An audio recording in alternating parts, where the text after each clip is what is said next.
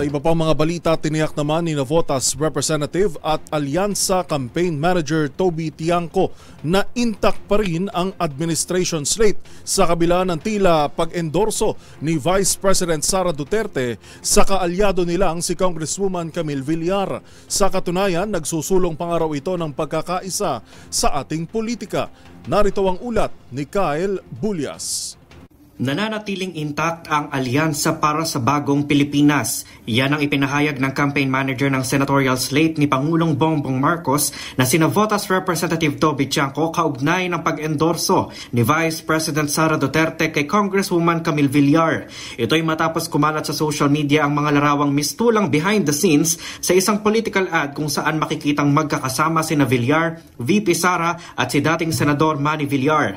Ayon kay Tiangco, nananatiling buo ang coalition members ito, partikular na ang Partido Federal ng Pilipinas, Lakas CMD, National People's Coalition, National Unity Party at ang Nationalista Party kung saan nabibilang si Villar. Ani ay welcome sa kanila ang naging pag-endorso, gayong ang politika naman ay tungkol sa addition at hindi division o pagkakahati-hati. Naniniwala rin si Tiangco na ang naturang endorsement mula sa ikalawang Pangulo ay patunay ng pagyakap umano sa Bagong Pilipinas na isinusulong ni Pangulong Marcos. Matatandang umugong ang balitang inilaglag na ng alyansa si Villar matapos ang ilang beses nitong hindi pagsipot sa kanilang mga campaign sortie, bagay na itinanggi naman ni Tiangco. Para sa MBC TV Network News, ito si Kyle Bulyas ng DZRH. Una sa Pilipinas, una sa Pilipino.